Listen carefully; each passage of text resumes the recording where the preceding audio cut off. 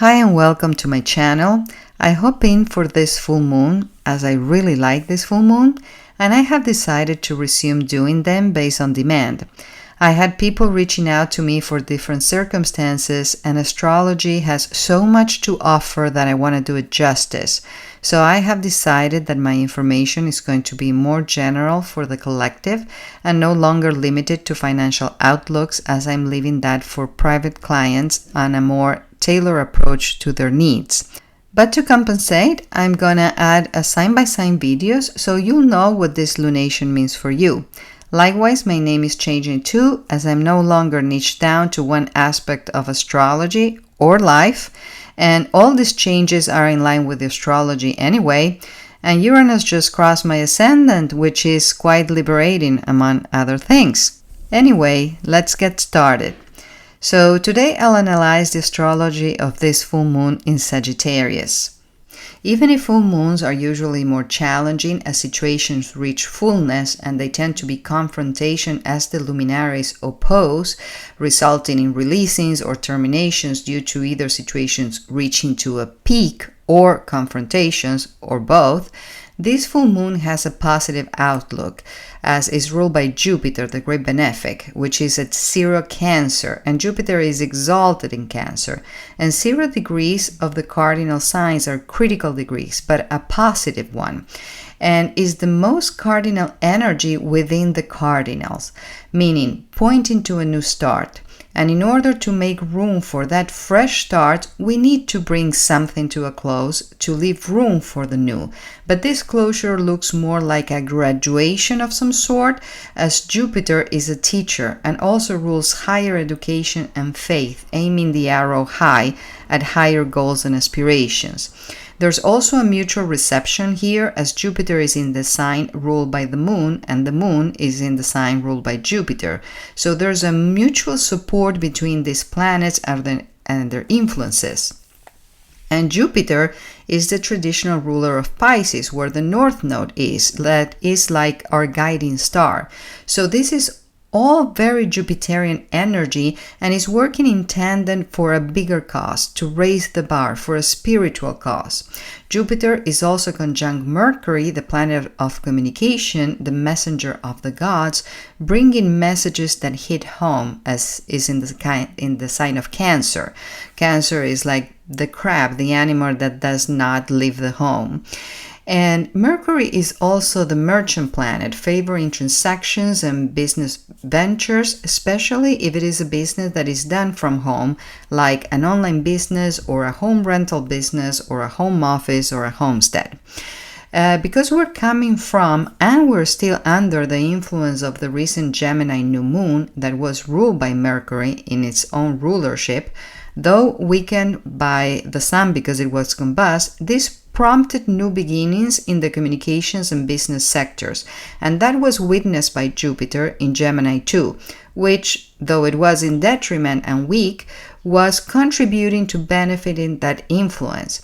So this full moon works in tandem with the recent new moon and continues the story.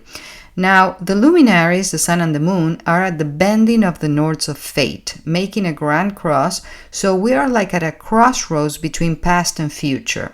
And we know humans to resist change, and yet is the only constant.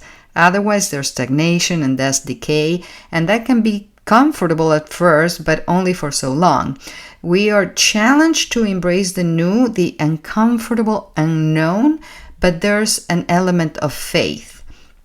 Now, the moon is in a beautiful grand trine with warrior Mars fighting the good fight in fiery Leo. So it's ready to take charge ahead and meeting fire with fire. So there's no stopping us. And it's also in a trine with Chiron too, the wounded healer. That's the place where we hurt, but also where we heal. Because in order to heal, we have to face the hurt first. And is in the sign of Aries, which gets very defensive, but is ruled by Mars, the action-oriented planet, supporting this change because it rectifies things, it sets the record straight, and that brings up closure and healing. Uranus is square Mars in fixed signs, so Uranus in Taurus wants to break free. And Mars in Leo wants what it wants, but none of them wants to yield. So what is it going to be? Do you want to invest the energy required to break free from a situation that you feel stuck in, or you're going to throw caution to the wind and go for what you want? The thing is, you don't have to choose because you can allocate time for each other. At the end of the day, it's about balance. And this is because Saturn, aka Kronos, the Lord of Time, is conjunct Neptune, the Lord of Expansion, in the sign of Aries, the hot cardinal sign of new beginnings, which is ruled by Mars, the warrior planet.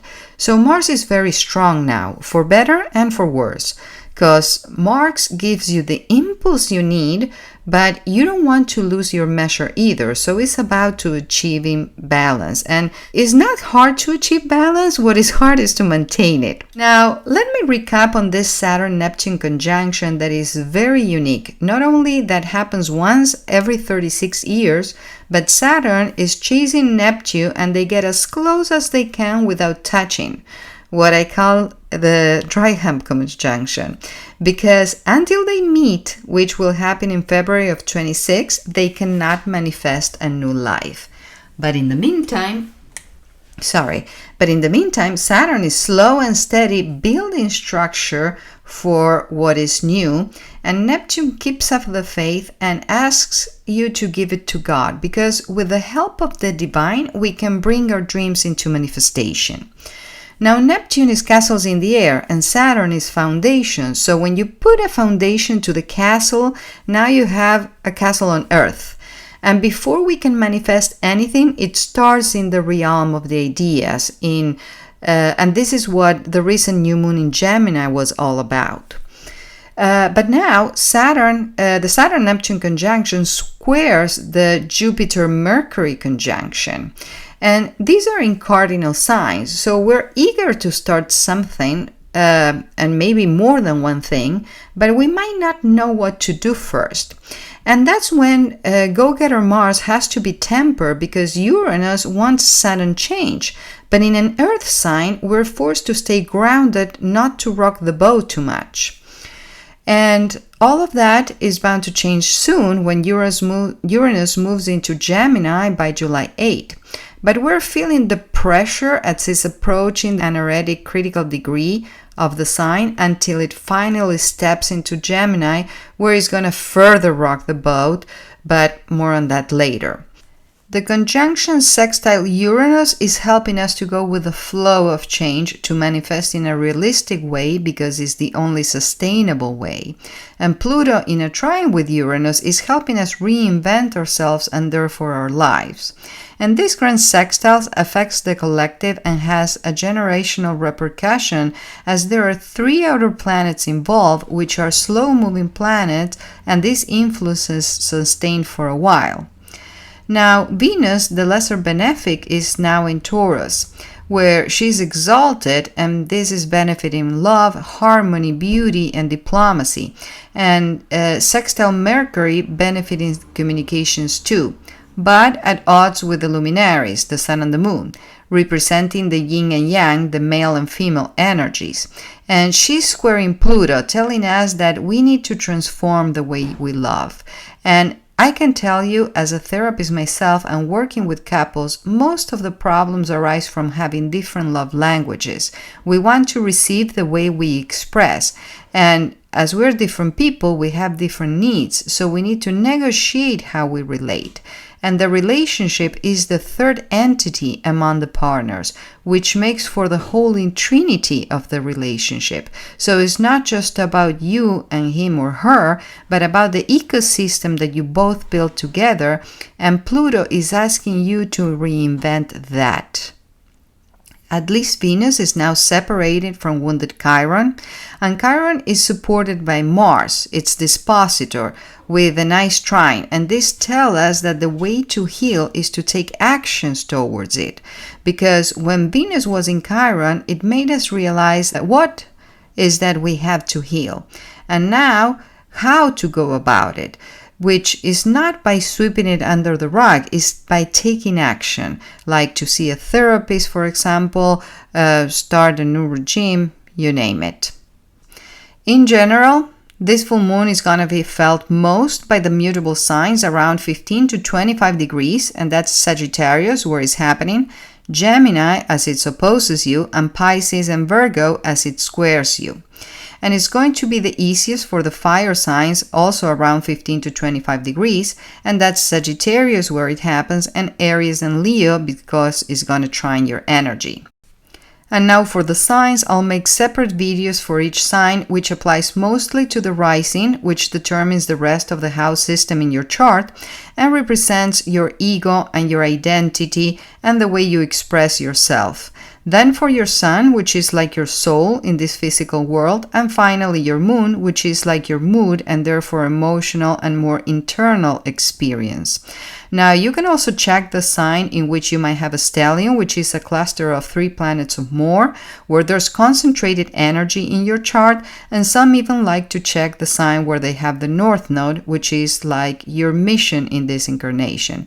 And I recommend checking them all as it's more of a comprehensive reading to understand how this energy could affect you.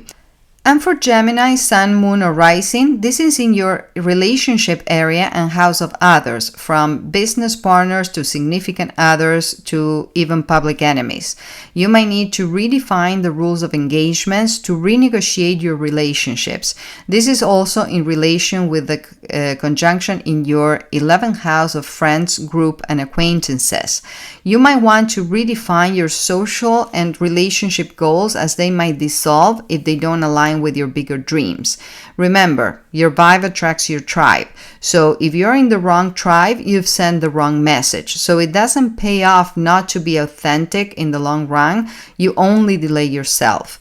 I know that putting your foot down can be intimidating at times, but it's baby steps, and take every relationship challenge as an opportunity to set the record straight so you nip it in the bud and you don't let it fester. And with the North Node in your 10th house of career and the South Node in your 4th house of home, this is a time when you might have to prioritize your goals over your comfort. Sometimes a little sacrificing helps you get ahead. For example, go to the office instead of working from home. And others might resent that you're putting your career first, but hey, that's what pays the bills, so they will have to understand. And with that, I will leave you today. Please share the love and subscribe because it's good karma. It takes me more than a minute to make this and just a sec to like, and it makes a world of a difference for the survival of the channel. Feel free to comment below or make requests. I'll make my best to honor them, and hit the bell for notifications not to miss out. And if you need a personal reading where I can help you the most, my prices are reasonable, so reach out to me at AstrologyByVirginia@pm.me. I'm also working on a beginner's course to teach you how to learn your own chart, so contact me to inquire about that. Remember, I will never reach out to you, so be aware of scammers. Thank you for your time. See you next time. Namaste.